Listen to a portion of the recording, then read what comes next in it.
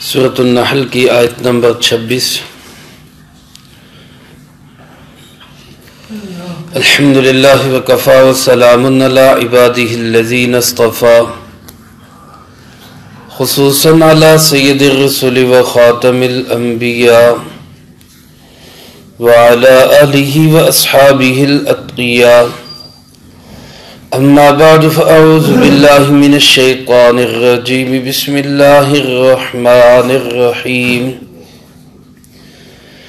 قد مكر الذين من قبلهم فأتى الله بنيانهم من القواعد فخر عليهم السقف من فوقهم وأتاهم العذاب من حيث لا يشعرون، ثم يوم القيامة يخزيهم ويقول أين شركائي الذين كنتم تشاقون فيهم، قال الذين أوتوا العلم إن الخزي اليوم والسوء على الكافرين الذين تتوفاهم الملائكة ظالمي أنفسهم فألقوا السلم ما كنا نعمل من سوء بلى إن الله عليم بما كنتم تعملون، فادخلوا ابواب جہنم خالدین فیہا فلبئس مثوى المتکبرین۔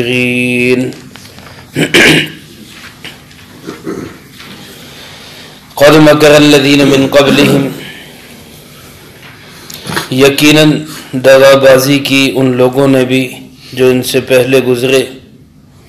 فأتی اللہ بنیانہم من القواعد، پس اللہ کا امر عذاب آیا ان کی بنیادوں پر، ان کی تعمیروں کی۔ فخر علیہم السقف من فوقہم، پس گر پڑی ان کے اوپر چھتیں ان کے اوپر سے۔ وَأَتَاهُمُ الْعَذَابُ، اور آیا ان کے پاس عذاب، من حیث لا يشعرون، اس جگہ سے جہاں وہ ان کو شعور بھی نہیں تھا۔ ثم یوم القیامت یخزیہم، پھر قیامت کے دن وہ اللہ ان کو رسوا کرے گا۔ ویقول، اور وہ کہے گا، این شرکائی الذین کنتم تشاقون فیہم، کہاں ہیں میرے وہ شرکاء جن کی وجہ سے تم ضد کرتے تھے۔ قال الذین اوتوا العلم، وہ لوگ کہیں گے جن کو علم دیا گیا، ان الخزي اليوم والسوء على الكافرين، بے شک آج کے دن رسوائی اور برائی کافروں کے لیے ہے۔ الذين تتوفاهم الملائکہ، وہ لوگ جن کو فرشتے موت دیتے ہیں، ظالمی انفسہم، اس حال میں کہ وہ خود پہ ظلم کرنے والے ہوتے ہیں۔ فالقوا السلم، پس اس وقت وہ صلح کی کوشش کریں گے اور کہیں گے، ما کننا نعمل من سوء، ہم تو کبھی برائی کا کام کرتے ہی نہیں تھے۔ بلا، کیوں نہیں، ان اللہ علیم بما کنتم تعملون، بے شک اللہ پاک خوب جاننے والے ہیں ان سب کاموں کو جو تم کرتے رہے۔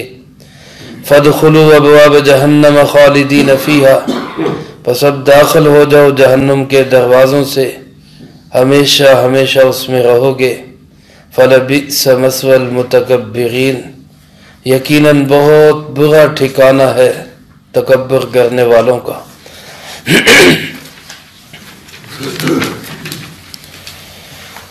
اس سے پہلی آیات مبارکہ میں اللہ رب العزت نے عقیدہ توحید اور عقیدہ آخرت کو بیان فرمایا، اور یہ بات واضح کی کہ یہ دونوں عقائد آپس میں ایک دوسرے کے ساتھ جڑے ہوئے ہیں۔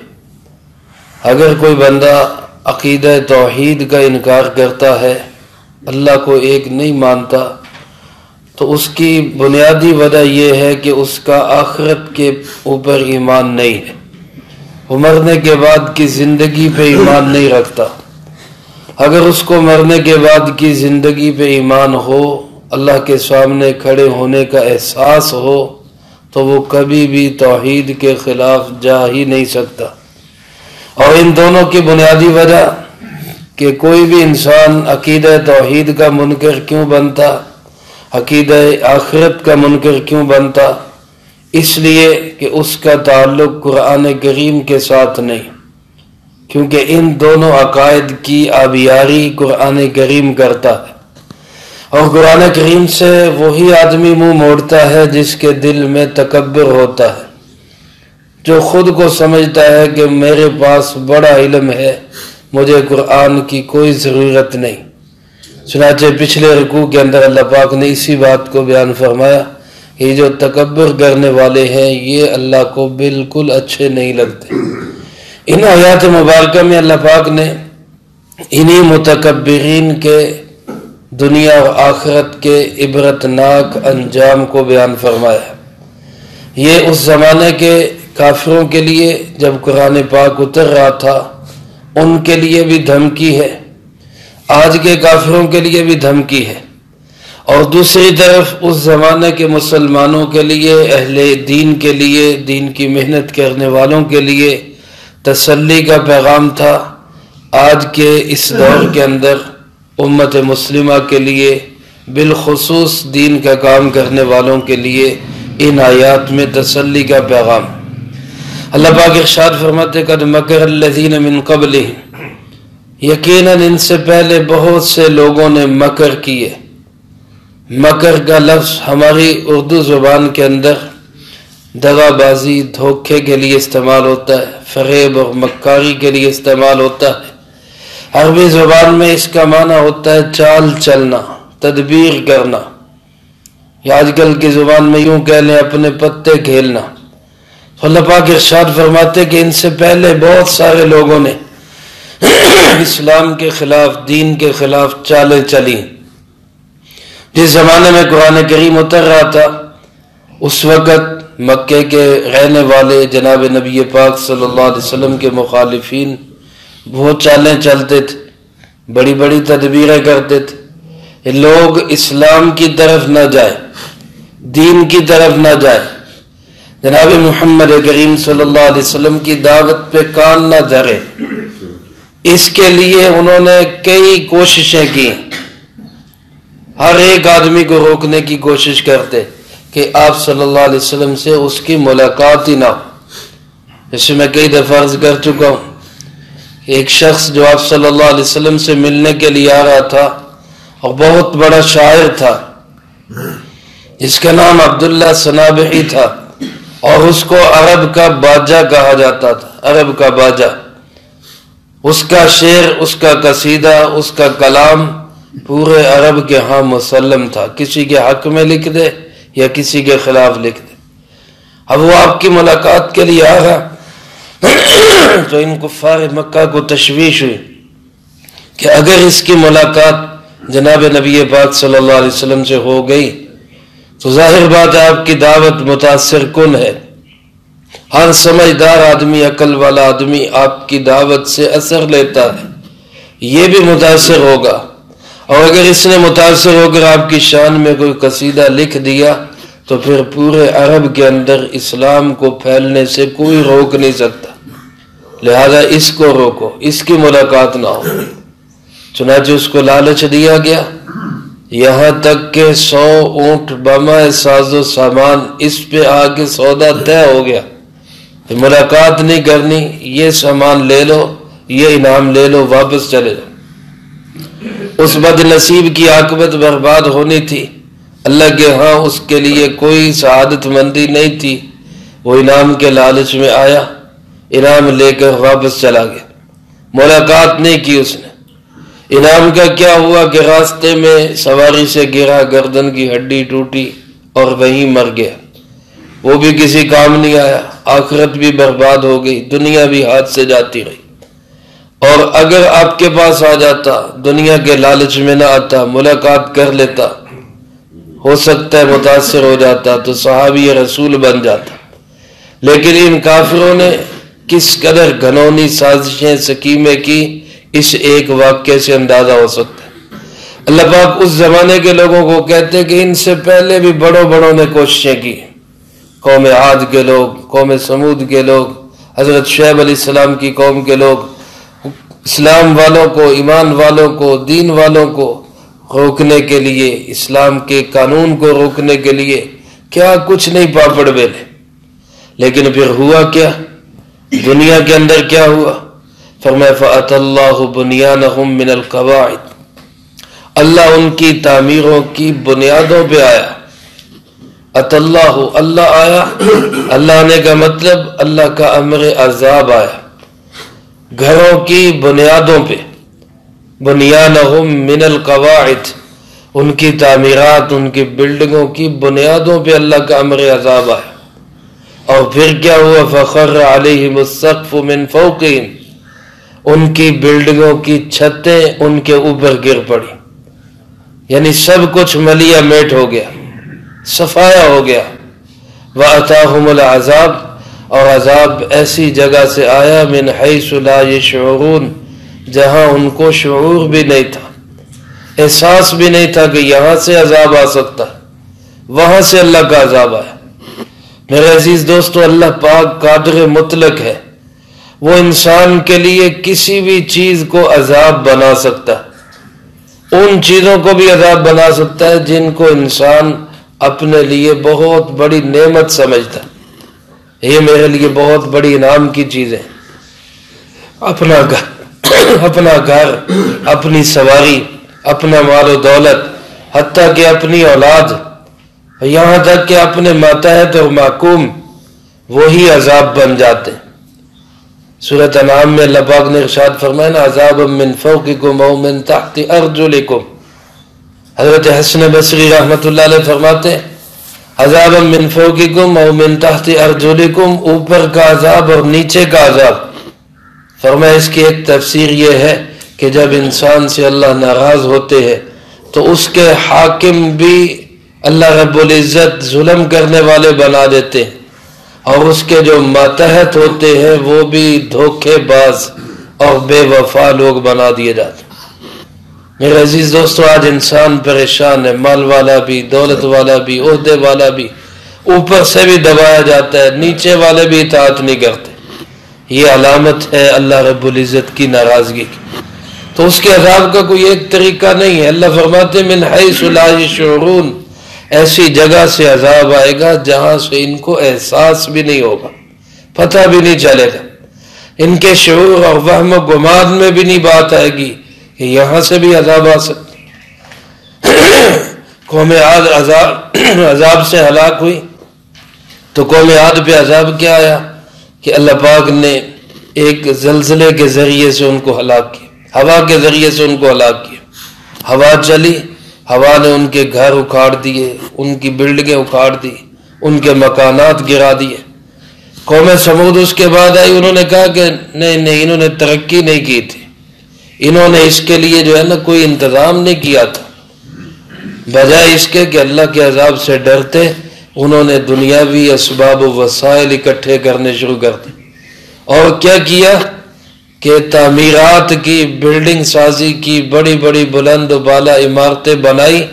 لیکن کیسے بنائی؟ پہاڑوں کو کھود کے، پہاڑوں کو گریدا. اس طرح تو ہوا ہمیں کچھ نہیں کہہ سکتی. اب ہوا پہاڑ کو کہاں ہلائے گی؟ تو ان کا گمان یہ تھا کہ بس اللہ کے خزانوں میں عذاب دینے کا ایک ہی طریقہ، ہوا کے ذریعے، اور کوئی راستہ نہیں. تو جب ان پہ عذاب آیا، اپنے گھروں کے اندر ہیں، انہی محفوظ مکانات کے اندر ہیں. حضرت جبرائیل علیہ السلام نے شہر کے ایک کنارے پہ کھڑے ہو کے اس زور سے چیخ ماری کہ اپنے گھروں میں بیٹھے سب کے کلیجے پھٹ گئے. اللہ کے ہاں کوئی ایک طریقہ عذاب کا. فرمایا من حیث لا یشعرون، ایسی جگہ سے ہٹ کیا گیا جہاں سے ان کا وہم و گمان بھی نہیں تھا، وہ شعور بھی نہیں رکھتے تھے. یہ تو دنیا کا عذاب ہے. ثم یوم القیامہ، پھر قیامت کے دن کیا ہوگا؟ اللہ پاک فرماتے یخزیہم، اللہ ان کو رسوا کرے گا. ذلت ان کا مقدر بنے گی، رسوائی ان کا مقدر بنے گی، اور اللہ پاک کی ڈانٹ ڈپٹ ہوگی. اللہ پوچھیں گے، خود پوچھیں گے یا فرشتوں کے ذریعے اللہ پوچھیں گے این شرکائی الذین کنتم تشاقون فیہم، کہاں ہیں میرے وہ شرکا جن کی وجہ سے تم دنیا میں ضد کیا کرتے تھے، جن کی وجہ سے دنیا میں تم لڑتے جھگڑتے تھے، اختلاف کرتے تھے، اور میرے ایمان والے، توحید والے، اللہ والے تمہیں بتاتے ایک اللہ ہے، سب کچھ کرنے والا وہی ہے، اس کے حکم کے بغیر کچھ نہیں ہوتا، ایک پتا بھی اپنی جگہ سے حرکت نہیں کرتا، اور تم ضد کرتے تھے کہ جی نہیں سارا کچھ تھوڑی اللہ کر سکتا ہے، اللہ کرتا ہے ٹھیک ہے، پر یہ جو پر ہے یہ توحید کی جان نکال دیتا ہے، یہ توحید کی جان نکال دیتا ہے۔ حجی بات آپ کی ٹھیک ہے، اللہ ہی سب کچھ کرتا ہے، لیکن یہ لیکن پہ آ کے سارا مسئلہ توحید ہی لٹک جاتا ہے۔ اس لیکن کو، اس پر کو نکالنا ہوگا، اور یہ یقین 100% بنانا ہوگا کہ سب کچھ کرنے والا کون ہے؟ اللہ، مشکل کشا، حاجت روا، بگڑی بنانے والا، مسئلے حل کرنے والا، سب کچھ ہونے کا یقین اللہ کی ذات سے ہو، یہ عقیدہ توحید ہے۔ ادھر بھی جاؤ ادھر بھی جاؤ، اس آستانے پہ، اس چوکٹ پہ، اس کو سجدہ اس کو سجدہ، اس کی منت اس کی سماجت، ایک سجدہ جسے تو گراں سمجھتا ہے 1000 سجدے سے بندے کو دیتا ہے نجات۔ در در پہ جھکنے کی بجائے ایک در پہ جھکے۔ اللہ پاک فرماتے بتاؤ کدھر ہے وہ سارے؟ این شرکائی، کہاں ہے میرے شرکا جن کی وجہ سے تم دنیا میں ضد کرتے تھے؟ قال الذین اوتوا العلم، اس وقت اہل علم کہیں گے۔ اللہ پاک نے مقابلہ کن سے کیا ہے؟ اگر آپ غور کریں تو پتہ چلتا ہے شرک کا مقابلہ ہمیشہ اہل علم سے ہے، جہالت کا مقابلہ ہمیشہ اہل علم سے ہے، باطل کا مقابلہ ہمیشہ اہل علم سے ہے۔ اللہ پاک نے فرمایا اس وقت اہل علم کہیں گے، قال الذین اوتوا العلم، اور علم والے کون ہیں؟ جن کو پتہ ہے کہ اللہ ایک ہے، اس کا کوئی ساجی اور شریک نہیں، اس پہ ایمان رکھتے ہیں، اس پہ یقین رکھتے ہیں، اور وہ اللہ کے دین کو لے کے پوری دنیا میں اللہ کے نظام کے لیے کوشش، محنت، جد و جہد کرتے ہیں، در در پھرتے ہیں، ایک ایک کے پاس جاتے ہیں۔ میرے عزیز دوستو، یہ ہے اہل علم۔ اللہ پاک ارشاد فرماتے ہیں یہ علم والے کہیں گے، ان الخزي اليوم والسوء على الكافرين، آج پوری رسوائی اور ساری کی ساری برائی، رسوائی کے تمام تر حالات اور برائیوں کے تمام تر حالات آج علی الکافرین، کافروں کے لیے ان کا مقدر بن چکے۔ جس طرح دنیا کے اندر اہل علم پہ کفار ہنستے ہیں، علم والوں پہ آج کافر ان کا مذاق اڑاتے ہیں، آج علماء کا، اہل دین کا، اہل حق کا مذاق اڑایا جاتا ہے۔ اللہ پاک ارشاد فرماتے ہیں فَالْيَوْمَ الَّذِينَ آمَنُوا مِنَ الْكُفَّارِ يَضْحَكُونَ، میں بھی ایک وقت لاؤں گا کہ یہ ایمان والے ان کافروں کو مذاق کا نشانہ بنائیں گے، یہ ان پہ ہنسیں گے۔ وہ وقت بھی آئے گا، یہ رسوائی ہوگی ان کی، یہ ذلت ہوگی ان کی۔ میرے محترم دوستو، یاد رکھیں بہت سارے اہل ایمان بھی اپنے گناہوں کی وجہ سے جہنم میں جائیں گے، اللہ ہم سب کی اس سے حفاظت فرمائے۔ لیکن ایمان والے کے لیے رسوائی نہیں ہے، ایمان والا جہنم میں اگر جائے گا بھی خدا نخواستہ، 1000 دفعہ خدا نخواستہ، وہ رسوائی کے لیے نہیں جائے گا، وہ صرف صفائی کے لیے جائے گا کہ جنت ایک پاکیزہ جگہ ہے، اس میں گندے اعمال والا جا نہیں سکتا، اس کی صفائی کی جائے گی جہنم میں ڈال کے، صفائی کر کے ایک نہ ایک دن اس کو جنت میں بھیج دیا جائے گا۔ لیکن جو کافر جہنم میں جائے گا وہ صفائی کے لیے نہیں جائے گا، وہ رسوائی کے لیے جائے گا، وہ ذلت کے لیے جائے گا۔ رسوائی اور ذلت یہ کافروں کا مقدر ہے، دنیا میں بھی اور آخرت کے اندر بھی۔ اللہ مجھے آپ کو کفر اور نفاق سے محفوظ رکھے۔ یہ ان کی حالت ہوگی آخرت میں، اور جس وقت فرمائے ان کی موت آئے گی، الذین تتوفاہم الملائکہ، جس وقت ملائکہ موت دیں گے۔ قرآن کریم میں ایک جگہ پہ اللہ پاک نے ارشاد فرمایا اللہ یتوفی الانفس، اللہ موت دیتا ہے۔ کہیں فرمایا یتوفاہم الملک الموت، ملک الموت وفات دیتا ہے۔ یہاں فرمایا تتوفاہم الملائکہ، فرشتے وفات دیتے ہیں، تو ان تینوں بیانات میں تضاد نہیں ہے، اس لیے کہ موت کا حکم اللہ ہی دیتا ہے، اس لیے اللہ موت دیتا ہے۔ موت کا اصل ذمہ دار ملک الموت حضرت اسرائیل علیہ السلام ہے، اور حدیث پاک میں آتا ہے جب وہ کسی بھی بندے کو موت دینے کے لیے آتے ہیں تو ان کے ساتھ 500 فرشتوں کی جماعت ہوتی ہے، وہ اکیلے نہیں آتے، بعد جماعت آتے ہیں۔ اور اگر انسان اچھا آدمی ہے، نیک آدمی ہے، تو فرشتے بہت اچھی خوبصورت شکلوں کے اندر آتے ہیں، اور ہر فرشتہ الگ تحفہ لے کر آتا ہے، الگ بشارت لے کر آتا ہے۔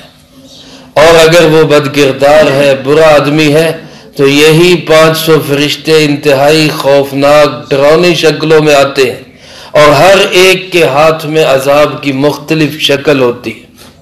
تو جس وقت فرمائے فرشتے ان کو موت دیتے ہیں ظالمی انفسہم، جبکہ یہ خود پہ ظلم کرنے والے ہوں، اپنے آپ پہ یہ ظلم کر رہے ہوں، اس وقت اگر ان کو موت آئے تو پھر یہ صلح کی کوشش کرتے، فَأَلْقَوُا السَّلَمَ، اللہ پاک فرماتے اس وقت یہ کہتے کہ جناب ہم نے تو کبھی برائی کا کام کیا ہی نہیں، مَا كُنَّا نَعْمَلُ مِن سُوءٍ، ہم نے تو کوئی غلط کام کبھی کیا ہی نہیں ہے۔ علماء فرماتے کہ ایک وقت آخرت کے اندر مختلف لمحات ہوں گے، ایک لمحہ ایسا بھی ہوگا کہ جس میں یہ کافر اپنے برے کاموں کا انکار کر دیں گے، ہم نے تو کیا ہی کچھ نہیں، ہم تو بالکل ٹھیک کام کر رہے تھے۔ تو اللہ پاک ان کے منہوں پہ مہریں لگا دے گا، ہاتھ بولیں گے، زبانیں ان کے قدم بولیں گے، جسم کی کھال بولے گی۔ جب یہ گواہیاں آئیں گی تو پھر کہیں گے یا اللہ ہم نے دیکھ لیا، ابصرنا وسمعنا فرجعنا نعمل صالحا انا موقنون، اے اللہ ہم نے دیکھ بھی لیا، ہم نے سن بھی لیا، اپنی آنکھوں سے مشاہدہ کر لیا، ایک موقع دے دے اب ہم غلط کام نہیں کریں گے، ایک موقع دے دے۔ تو کبھی اعتراف کریں گے، کبھی انکار کریں گے، یہ وقت ہے انکار کا، کہیں گے یا اللہ ہم نے تو کبھی کوئی غلط کام کیا ہی نہیں، ما کننا نعمل من سوء۔ اللہ پاک فرمائیں گے بلا کیوں نہیں کیے تم نے، کیے تم نے یہ گندے کام، یہ غلط کام کیے ہیں، شرک کیا ہے تم نے، حرام کمایا ہے تم نے، بد اخلاقی کی ہے، لوگوں کو ذلیل و رسوا کیا ہے، تمہارے اس سارے کاموں کرتوتوں کا گواہ خود اللہ ہے۔ ان اللہ علیم بما کنتم تعملون، تم جو گھنونے کام کرتے رہے ہو اللہ کو تمہارے سارے کاموں کی سب خبر ہے، وہ سب جانتا ہے۔ لہذا فادخلوا ابواب جہنم، اب جہنم کے گیٹوں سے داخل ہو جاؤ۔ یہاں جنت والوں کے لیے بھی دیکھیں، اہل جنت کو لے جایا جائے گا جیسے کسی مہمان کو استقبال کر کے لے جایا جاتا، تشریف لائے، اندر تشریف لائے، اہل جنت کے لیے یہ ہے۔ اور جہنمیوں کو کیا کہا جائے گا؟ چلو دفع ہو جاؤ جہنم کے اندر، بھاگ جاؤ، دفع ہو جاؤ۔ تو ان کو ذلت و رسوائی کے ساتھ جہنم میں گھسیڑا جائے گا، خالدین فیہا، اور پھر یہ 2 4 10 20 برس کے لیے نہیں، اللہ فرماتے ہیں ہمیشہ ہمیشہ اس میں رہیں گے، کبھی نہ ختم ہونے والا۔ میرے بھائیوں بڑا ہی سخت ناکام ہے وہ انسان جو دنیا سے اللہ کو ناراض کر کے چلا گیا، بڑا ہی سخت ناکام ہے۔ اللہ ہم سب کی اس سے حفاظت فرمائے۔ اللہ فرماتے ہیں فَلَبِئْسَ مَثْوَى الْمُتَكَبِّرِينَ، یقیناً بڑا ہی برا ٹھکانہ ہے تکبر کرنے والا۔ اندازہ کریں جس ٹھکانے کو اللہ فرما رہے ہیں بہت برا ہے، وہ کتنا برا ہوگا۔ اللہ پاک نے اس کو اور نہیں کھولا کہ میں، اللہ تو کھول سکتا ہے لیکن میں اور آپ اس کو برداشت نہیں کر سکتے۔ اللہ فرماتے بس اتنے پہ اتفاق کرو کہ میں کہہ رہا ہوں وہ بہت برا ٹھکانہ ہے، بہت برا انجام ہے۔ تو تکبر، بڑائی، یہ صرف اللہ کو سزاوار ہے۔ میں سب کچھ جانتا ہوں، مجھے کسی سے سیکھنے کی ضرورت نہیں، مجھے کوئی نہ پڑھائے، مجھے قرآن سے کوئی علم حاصل کرنے کی ضرورت نہیں۔ آج میرے عزیز دوستو ہمارے معاشرے میں باہر نکل جائے تو علم کے مختلف ذرائع ہیں لیکن قرآن کریم کی کوئی اہمیت نہیں، قرآن کریم کے ساتھ کوئی تعلق نہیں۔ جو علم کا سرچشمہ ہے اس کو کہا جاتا ہے اس سے سیکھنے کی کوئی ضرورت نہیں، اس میں ہے کیا؟ جیسے کافر کہا کرتے تھے کہانیوں کی کتاب ہے، سٹوری بک ہے، اس میں ہے کیا؟ اس کو کیا کرنا ہے سیکھ کے؟ سائنس پڑھو، ٹیکنالوجی پڑھو اور جدید چیزوں کو سیکھو، اس سے انکار نہیں ہے، قرآن کریم ہرگز اس کا انکار نہیں کرتا، لیکن صرف فرق کیا ہے کہ ایمان والا مسلمان اس کو اول درجے میں رکھے، ان کو ثانوی درجے میں رکھے۔ پہلے نمبر پہ علم وحی کا علم ہے، یہ علم ہے۔ میرے عزیز دوستو، آج اسی کی ضرورت ہے۔ جو قرآن سے تکبر کرے گا، اس سے پیچھے ہٹے گا، اس کی ضرورت نہیں سمجھے گا، اللہ پاک فرماتے ہیں اس کا ٹھکانہ بہت برا ہے۔ اللہ ہم سب کا ٹھکانہ اچھا بنائے، قرآن کریم سے ہدایت لینے کی توفیق نصیب فرمائے، جو کہا سنا اس کو زندگی میں لا کے دوسروں تک پہنچانے کی توفیق عطا فرمائے۔ اللہم لک الحمد کما ینبغی لجلال وجہک وعظیم سلطانک، اللہم لا احصی ثناء علیک انت کما اثنیت علی نفسک، اللہم لک الحمد کما انت اہلہ، فصلی علی محمد کما انت اہلہ، وافعل بنا ما انت اہلہ، فإنك أهل التقوى وأهل المغفرة. اللهم ربنا ظلمنا أنفسنا وإن لم تغفر لنا وترحمنا لنكونن من الخاسرين. اللهم أحسن عاقبتنا في الأمور كلها وأجرنا من خزي الدنيا وعذاب الآخرة. اللهم أحسن عاقبتنا في الأمور كلها وأجرنا من خزي الدنيا وعذاب الآخرة. اللهم أحسن عاقبتنا في الأمور كلها وأجرنا من خزي الدنيا وعذاب الآخرة. رب ارحمهما كما ربياني صغيرا. اللهم اكفنا بحلالك عن حرامك وأغننا بفضلك عمن سواك. ربنا تقبل منا إنك أنت السميع العليم وتب علينا إنك أنت التواب الرحيم. صلى الله على النبي الكريم وعلى آله وأصحابه أجمعين برحمتك يا